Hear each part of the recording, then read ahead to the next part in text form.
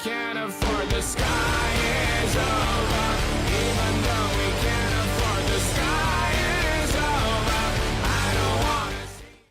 What's up, you guys? Kijik Scapegoat here. For those that don't know me, I'm a YouTuber that does deck profiles. I do rants and I do discussions such as the one you were about to see today. The reason why I say that, this video is also going to be going up on my brother Slim X Team, whatever he calls himself now's channel. No, it's going to be going up on Slim's channel, so thank you very much as always, Slim. I'm very appreciative. So, anyways, today we're doing a little bit of a discussion talking about 60 card decks as opposed to 40 card decks and why I feel that there are pretty good arguments you can make for both sides. So here's the thing. I think everybody can... I think everybody knows the whole 60 card craze by now. There's 60 card Zodiac, 60 card Infernoid. You know, the Grass is Greener decks are quite prevalent right now. You know, the only reason they're not prevalent in the OCGs because, you know, Macro is still at 3. Macro, I miss you. You should be at 3. Whatever. So anyways... Grass is Greener decks, you know, the whole 60 card craze, you know, like it's become more of a trend than anything, you know what I mean? Which is weird for me because, like, you know, my friend Paul Blake, I mean, he was playing 60 card Fire Fist, like, you know, 3 years ago, and everybody called him crazy for it, so.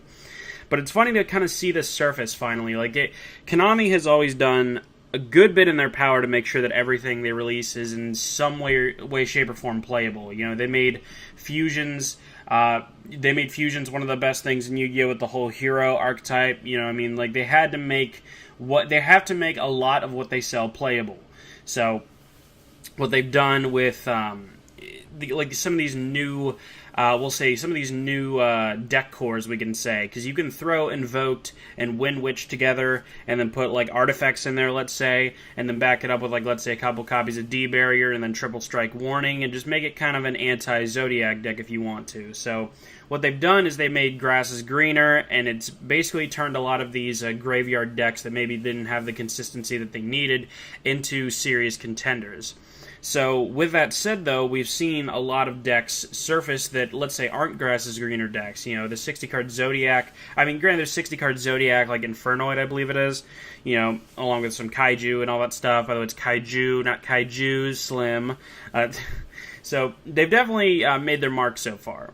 So what I'm here to talk to you about is why, like the pros and cons to both of them. So obviously, if you're like looking at this right now, looking at the screen cap I have right now, this is a somewhat standard barrier statue deck. Yes, I understand. I play Scolding in here. I actually really like Scolding, but that's because my deck is a little bit more reliant on the continuous cards. That's why you see Sword, Moon Mirror, Mage Power, all sorts of stuff, and so you can set up. Play a bunch of continuous stuff and then have like a Scolding and a Bribe down. So you can have you bribe the first thing and then you know if they have some kind of backup plan, you Scolding it. So, anyways, I understand that this isn't the most like some people say this isn't the most optimal build. I happen to really like it, but we're not here to talk about deck builds. So what you're seeing is a barrier statue deck. Simple. It's 40 cards. So you got the 3 Duality, the 3 Demise, and the Upstart. You know what I mean? It makes it so you get simple draw power to get into your 7 monsters.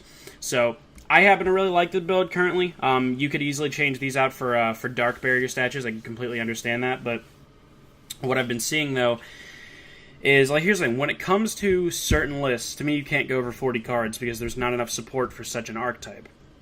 You know, like, let's say with Zodiac, you have your Zodiac engine, but you can't play, like, 60-card pure Zodiac. You have to throw other cards in there because there's not enough to support it. So, a lot of times people just stick to the 40-card rule, maybe 41, 42, depending on what your preference is, you know, and just making it so that you have a very linear deck. Like, that's why a lot of people love Triple Upstart Goblins, because they made it the most, like, linear, you know, focus your strategy on a certain aspect and continue with that.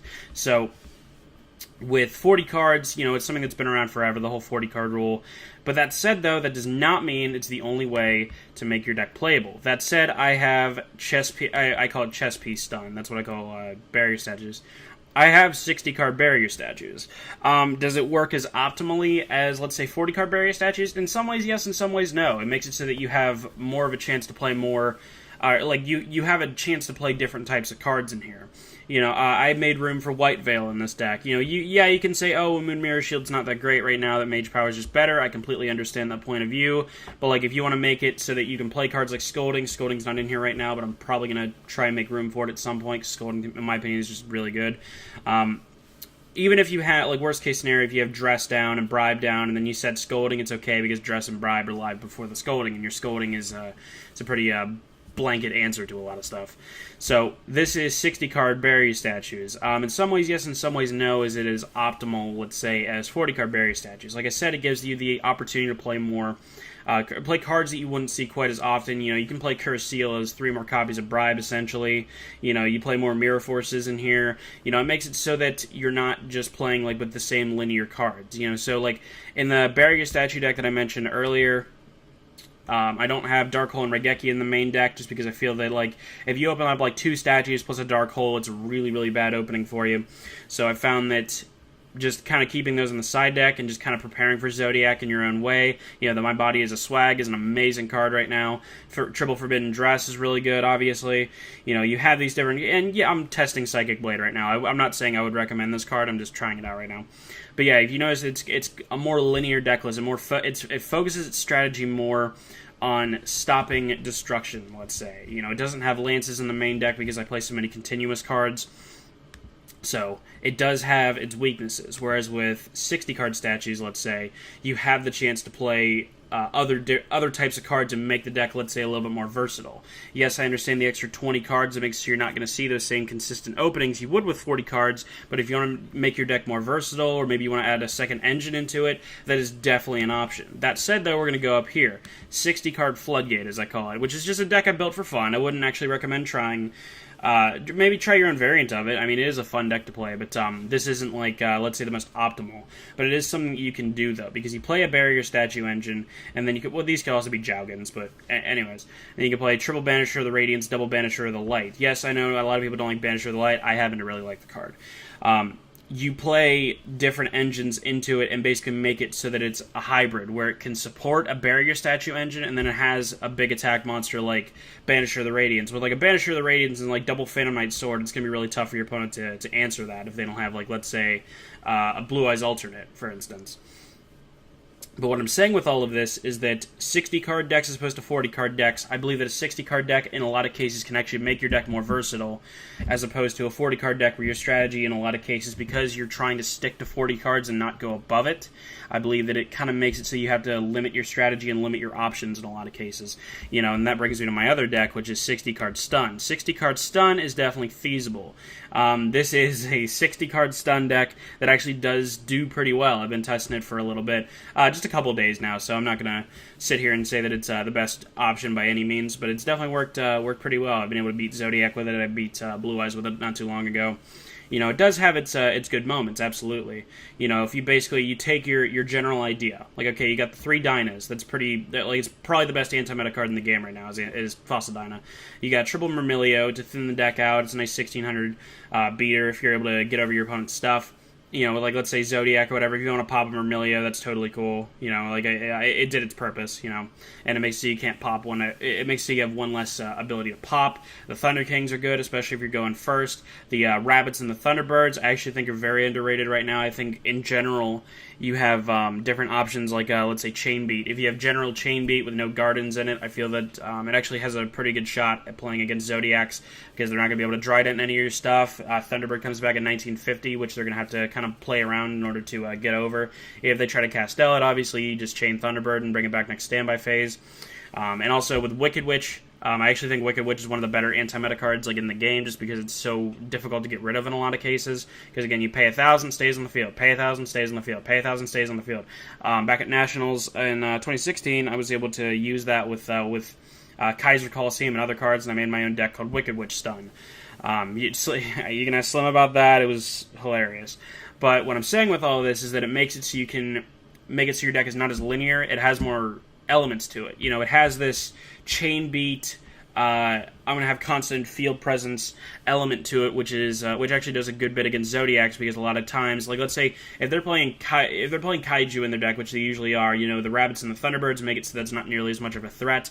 The Dynas make it so that's not as nearly as much of a threat, and also these are all good standalone monsters. You know, you can make an argument, oh, Myrmilio is just a vanilla monster, you know, after it searches a trap hole, and that's definitely true. But at the same token, though, if you just go first turn Myrmilio set 5, it's definitely going to be intimidating for your opponent to go up against.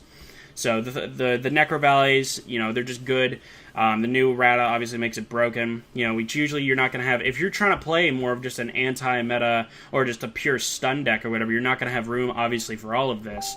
You're probably going to limit it down to, like, Dynas, or Milios, and, like, Thunder Kings, or Wicked Witches, or whatever your Banishers, whatever your preference is. And so if you're doing that, then you're going to have your Dualities, Demises, Upstart, maybe you fit in, like, 2 Pot of Desires, and then you play a basic trap lineup, and that's really going to be your 40 cards. Whereas with this, you have different elements that you can all throw into the deck. As long as they work at least somewhat in synergy with each other, I feel that that's actually a pretty strong option. You have your summon limits. You have your lose a turns for whenever you don't have cards like Dyna in play. You have your Floodgate Trapples. You have your 6 Mirror Forces so that your 6 Mirror Forces can protect if you have a Dyna or a Thunder King that you're trying to keep in play, or if you just want to clear the field so your Rabbits and Thunderbirds can start hitting directly. You have your Strikes. You have your Bribes. You have your Starlights. You have your Bribes and Starlights as just basic negation for something that your opponent wants to throw at you, primarily Twin Twister, obviously. You have your Strikes, obviously. Your Strikes and Warning, which are just basic stun stuff. Your Compulse and your Torrential. Your Triple Reckless is actually, I think, is pretty good. If you want to play a stun deck and try Triple Reckless along with Demise, Duality, and Upstart, I would definitely give it a shot. It definitely makes it so that but again, that makes your deck.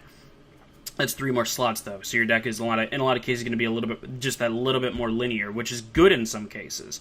It's good in some cases where, like, let's say my Wicked Witch stun deck from Nats 2016. Let's let it load here. This is my Wicked Witch stun deck card for card from Nationals last year. This is built specifically to beat Cosmo, Monarch, BA, and PK Fire. So you have your Kaiser Coliseum. Your Kaiser Coliseum plus Wicked Witch plus a couple of back row. It really, really hurt a lot of the meta back then. Obviously, you couldn't Stormforth with Monarchs. You couldn't Summon 2 with Burning Abyss. It just hurt a lot of the meta. So if you go with that, this is more of it's trying to be as versatile of a deck list as you can with 40 cards. So with a 60-card deck, though, if I wanted to expand this, you could play other elements. You could play Triple Dyna. You could play Triple Banisher if you wanted to, instead of Dyna, because it worked better against Burning Abyss. It makes it so that you don't have to have as linear of a strategy. With this deck, it was strictly, basically, a field control deck. So you have, you're setting your bunch of back row. You got your Triple Reckless in here, which makes so you keep up with your opponent in case they draw the nuts or whatever. Your Demise, your Recklesses, makes it so that you're, in a lot of cases, going to be ahead in cards versus your opponent. You have those different ways of making your deck more versatile, but at the same time keeping it at 40 cards. But in my opinion, if you keep it at a 60-card, but if you extend it to a 60-card deck, in a lot of cases, you're going to be able to add more elements to it. It makes it so that your deck, like, oh no, I can't draw this one monster, then I lose. Well, it makes it so that if you have those extra cards in there, if you don't have to worry about, let's say, compressing your deck into a 40-card list, it makes it so that you have more options, and that's very important. This is a deck I also built. I'm not going to recommend this to anybody. It's actually not too bad. With the before the new rules come into effect. This is, let's see, Invoked Shadow, Zodiac, Speedroid, Wind Witch, Dark Law, Anti-Meta. That is what I built. I understand it's a very awkward deck. I totally understand that. But my point in doing this, my point in building something like this, was to see how many engines I could fit together that worked simultaneously, and the fact that 60 cards shows that your deck can, in a lot of cases, be more versatile or have more options at its disposal. You could go first, open, like, let's say, Terror Top, go Takum Tomborg, overlay, and throw down either Invoker and try to go into your Zodiac plays. You could go Totem Bird, special something else, and then Tribute Summon for Vanity's Fiend, or just normal summon a Fossil Dyna. If, let's say, you open that, you go, like, Vanity's Fiend, Totem Bird, and, like, set a D-Barrier or a Scolding. Like, that's going to be tough for your opponent to get around in a lot of cases. So, and then in another case, if you open Ice Spell, it's literally a 1-card Crystal Wing Synchro Dragon. So if you open Ice Spell, and then you still have other options, like let's say you can even normal summon your Terror Top if you want to. You can normal summon your Rapier on top of that, and then have a Dryden and a Crystal Wing for your opponent to play around. And then if you set, again, like let's say a Scolding, I can't help, Scolding I think is fantastic. So you have, like let's say, a Dryden and a Crystal Wing, and that's only 2 cards. You can still have other options. You could go Dryden. I had to play something along these lines. I don't remember exactly what it was. I wasn't playing by the new rules yet. But where you could have a Crystal Wing, Trident, I don't remember the exact combination, but it ended with a Winda, and then had like a Scolding by turn 2 or something like that. it makes it so that, again, the same idea that I've been saying, since this video started, which is that the more cards you can add, the more versatile your deck is. The more versatile your deck is, the more plays it has. The more plays it has, the less likely it is to be shut down by one specific aspect, which, in my opinion, is it definitely helps out in a lot of these other decks. So I think, all in all, I think a lot of people are kind of confused by the whole 60 card thing, and they think that 40 cards is just much better. But I would definitely recommend at least trying it out with whatever deck you may be trying right now. I'm not going to say go play 60 card Counter Fairies. That's probably not a good idea. But I think with some of these decks, like I've seen, Invoked Shadows, I've seen Invoked Zodiac Infernoid, I've seen these different variants right now, and I actually think that's a good sign with Yu-Gi-Oh! Is that it shows there's more creativity on display, which I'm a fan of. I play almost nothing but anti-meta. So, hopefully you guys enjoyed this. It's a little bit of a different discussion, so that's it. If you guys want to see more content from me, be sure to go to my channel. I'm sure Slim will have it linked. Thank you again very much, Slim, for the upload. And for my audience, hopefully you enjoyed it. Leave any comments you make, or leave any comments about any kind of decks you might make that are 60 cards. And, yeah, thanks for watching, guys. Peace.